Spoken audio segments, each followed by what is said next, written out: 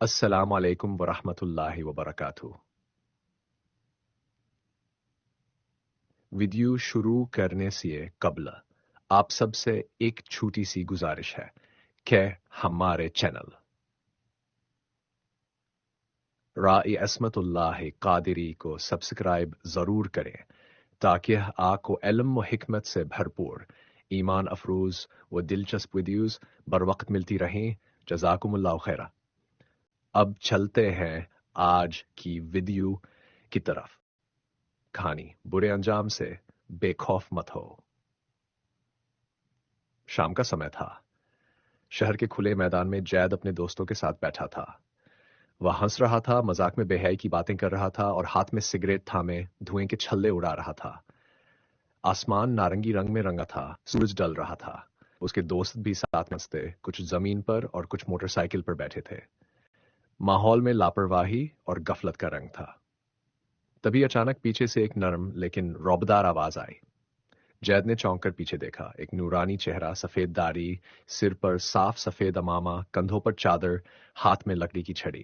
وہ بزرگ جن کا نام حارث تھا ڈلتی دھوپ میں کھڑے تھے جیسے روشنی کی لکیر زمین پر اتر آئی ہو۔ ان کے چہرے پر سنجیدگی کے ساتھ محبت کا نور تھا۔ حارث نے پاس آ کر جید کو دیکھا اور بولے، اے بیٹے، نہیں؟ پھر انہوں نے حضرت ابن عباس رضی اللہ کا ایک حدیث سنائی، گناہ کرنے والے برے انجام سے بے خوف مت ہو۔ جب تو کوئی گناہ کر لے تو اس کے بعد اس سے بڑا گناہ مت کر۔ تیرے دائیں بائیں کے فرشتوں سے شرم نہ کرنا، یہ گناہ سے بھی بڑا گناہ ہے، اور گناہ کرنے پر خوش ہونا اس سے بھی بڑا گناہ ہے، جبکہ تو نہیں جانتا کہ اللہ تجھ سے کیا سلوک فرمائے گا۔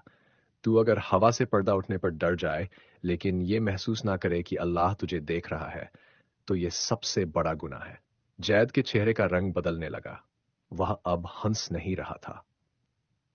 اس کی آنکھیں جھک گئی، ہونٹ کانپنے لگے۔ اس نے اپنا چہرہ نیچے کر لیا اور اس کی آنکھوں سے آنسو بہنے لگے۔ حارث نے محبت بھری نگاہوں سے اسے دیکھا۔ تھوڑی دیر بعد جید پھوٹ پھوٹ کر رو پڑا اور بولا، میں توبہ کرنا چاہتا ہوں۔ وہ دونوں ہاتھ اوپر اٹھائے بیٹھ گیا، آنکھیں بند کر لی اور دل سے دعا کرنے لگا۔ حارث نے اس کے کندھے پر ہاتھ رکھا اور آسمان کی طرف نظریں اٹھا کر دعا میں شامل ہو گئے۔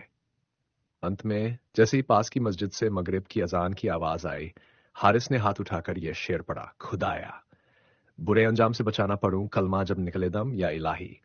جید نے دل سے آمین کہا۔ ہوا میں سکون تھا اور فضا میں اللہ کی رحمت کا احساس۔